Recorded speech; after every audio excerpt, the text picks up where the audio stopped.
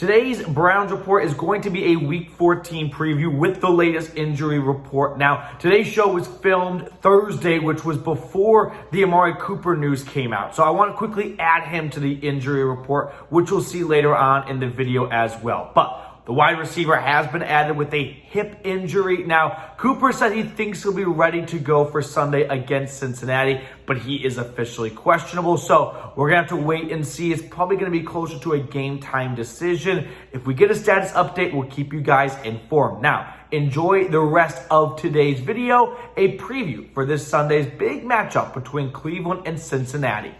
We've got a Browns Bengals preview laid out for you guys today. But first, I want you all to get in the comment section and let me know who you got, Browns or Bengals. This is must-win territory moving forward for Cleveland, and it has to start with a win this Sunday in Cincinnati. So let me know who you got below.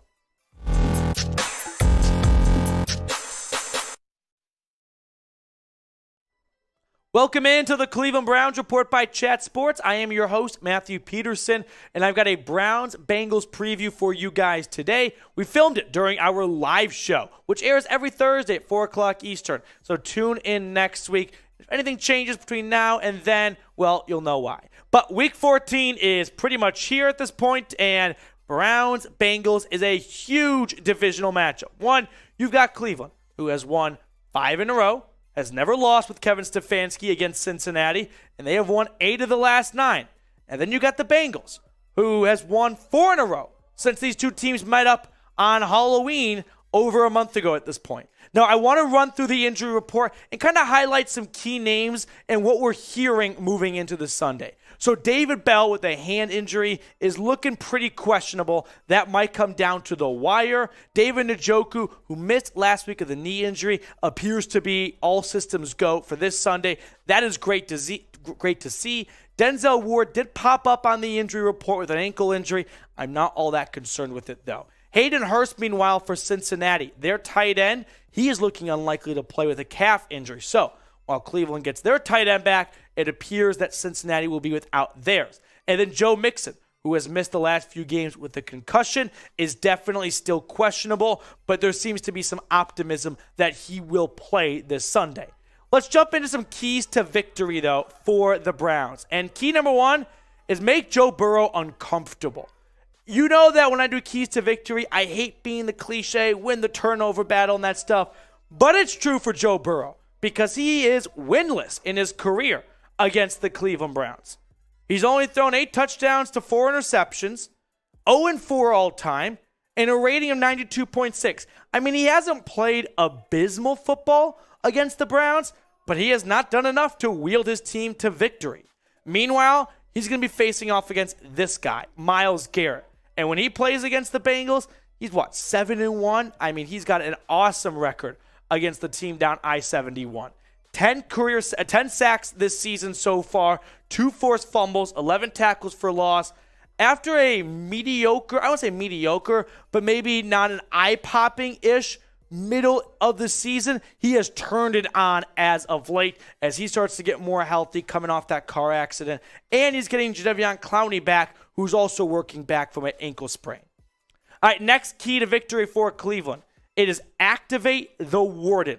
Get Denzel Ward balling out. The Browns desperately need the Denzel Ward that has played against the Bengals so highly this upcoming week. In fact, look at his career stats right here against the Bengals. And then look at that beautiful picture in the background from last year. 99-yard pick 6. 2 touchdowns, 3 interceptions, 28 tackles, and 14 pass breakups for the Warden all time against Cincinnati. This would be, and I have said this before, but now it's really true, a perfect time for Denzel Ward to not just turn around a season, but to really just take off. Because he has played a little bit better the last few weeks, coming off a concussion especially, but you're playing against a team that is your bread and butter, right? The team you have dominated in your career. Don't let up now. Keep your pedal to the metal, foot on their throat. 21, take off, King. All right, if you guys want to see the Browns keep winning, let's keep the subs rolling in. Sub for dubs right now, because this channel, since beating the Bucks, has picked up, I think, 300 subscribers and 1,200 in the last 3 weeks or so. We have really started to emerge onto the scene. So if you want to keep the good times rolling, click onto that subscribe button today. Next key to victory here. Stefanski, get in your bag, right? Kevin Stefanski owns the Cincinnati Bengals. He is undefeated against the Skyline Chili City. 5-0 all time. The Browns have won 8 of their last 9 against the Bengals. Stefanski, whatever it is you do, whatever Herb Brooks speech you give before every matchup against the Bengals, keep doing it because it's working. So I'm not going to get in the way of Kevin Stefanski's weekly or his prep for the Bengals because it has worked time and time again. This one is a key to victory of just don't overthink it. Whatever you've done in the past, and we'll look at it, it's working. So keep doing it. Speaking of working in the past, 4th key to victory. Got to get Chubb going again.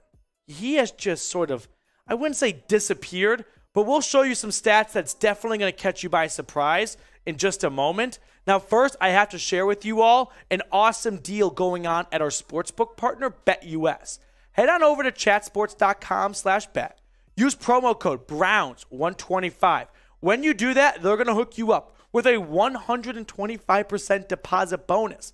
That means if you put $100 in, they'll match that and then give you an additional $25. Browns are 6-point underdogs against the Bengals. Get out of here. Give me the Brownies money line all day. Ride with me over at BetUS. Now, going back to Nick Chubb, though, he emerged this season as a bit of a NFL MVP candidate, right? Was the NFL leading rusher for several weeks. Was averaging 6 yards a pop the first 5 games. The last 7 games, he has declined. He has more carries, fewer yards, and fewer touchdowns in 2 more games. Now, he's still averaging 4.4 yards a carry. That's just having Nicholas Chubb. Even when things aren't going swimmingly, he is still going to be an above-average running back. But the Browns, I mean, he had a bit of a slow start to even the Bengals game in Week 8, but let's get him going, right? Let's get back to 2 touchdowns, over 101 yards.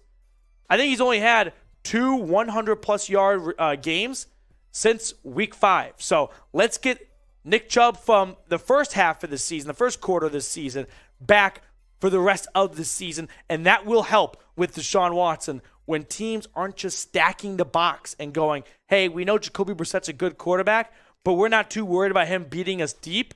We're more worried about 24.